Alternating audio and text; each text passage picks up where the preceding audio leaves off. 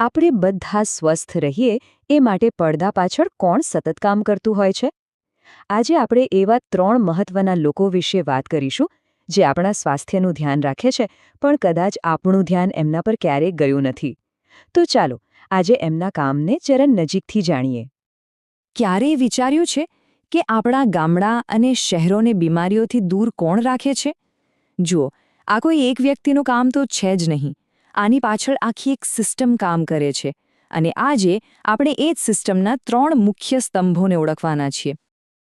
તો લિસ્ટમાં સૌથી પહેલા આવે છે FHW એટલે કે ફિમેલ હેલ્થ વર્કર.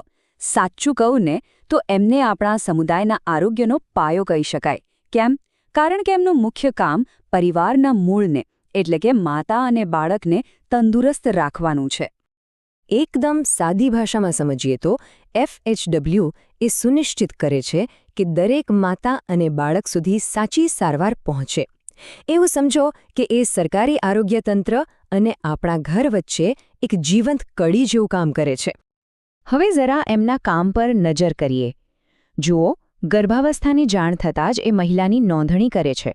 બાળકનો જન્મ થાય પછી માતા અને નવજાત શિશુ બંનેની ઘરે આવીને સંભાળ રાખે છે. અને એટલું જ નહીં, આયર્ન, ફોલિક એસિડ અને કેલ્શિયમ જેવી જરૂરી ગોળીઓ પણ સમયસર પહોંચાડે છે. પણ એમનું કામ અહીં અટકતું નથી. એ તો આવનારી પેઢીને પણ સુરક્ષિત કરે છે. બાળકોને BCG અને પોલિયો જેવી જીવલેણ બીમારીઓ સામે રક્ષણ આપતી રસીઓ મળે એની ખાતરી કરે છે. સાથે સાથે આંગણવાડી સાથે મળીને બાળકોના પોષણ પર ધ્યાન આપે છે અને પરિવાર નિયોજનની સાચી માહિતી પણ લોકો સુધી પહોંચાડે છે. ચાલો હવે વાત કરીએ આપણા બીજા રક્ષકની, MPHW એટલે કે મેલ હેલ્થ વર્કર. અત્યાર સુધી આપણે એક પરિવારની વાત કરતા હતા. હવે આપણે ફોકસ મોટું કરીને આખા સમુદાયના સ્વાસ્થ્ય પર આવીએ છીએ. MPHWનું કામ મોટા પાયે હોય છે. એમનું મુખ્ય ધ્યેય છે કોઈ પણ રોગને આખા સમાજમાં ફેલાતો અટકાવવાનો. એટલે જ તો એમને સમુદાયના સ્વાસ્થ્યના સાચા પ્રહેરી એટલે કે રખેવાળ કહેવાય છે. ચોમાસું આવે અને મચ્છરજન્ય રોગોનો ડર લાગે, ખરું ને? બસ આ MPHW છે જે મલેરિયા, ડેન્ગ્યુ અને ફાઇલેરિયા જેવા રોગોને કાબૂમાં રાખવા માટે દિવસ-રાત કામ કરે છે.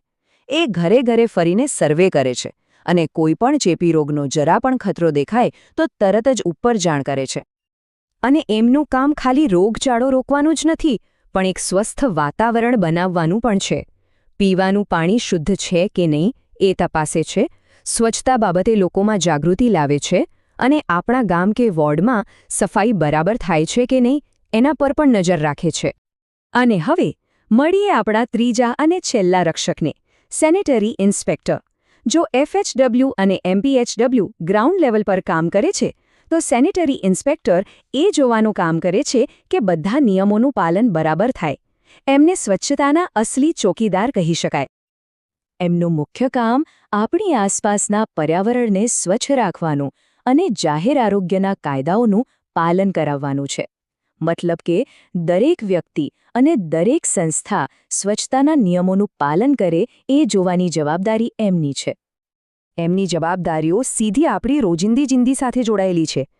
કચરાનો નિકાલ બરાબર થાય છે? જાહેર શૌચાલયો અને ગટરો સાફ છે? જે હોટલ કે લારી પર આપણે નાસ્તો કરીએ છીએ ત્યાં સાફ-સફાઈ છે? નળમાં આવતું પાણી પીવાલાયક છે? આ બધું જ તપાસવાનું કામ સેનેટરી ઇન્સ્પેક્ટરનું છે. અને હા, આ બધું ખાલી કહેવા માટે નથી. આ નિયમોનું પાલન કરાવવા માટે એમની પાસે સત્તા પણ છે.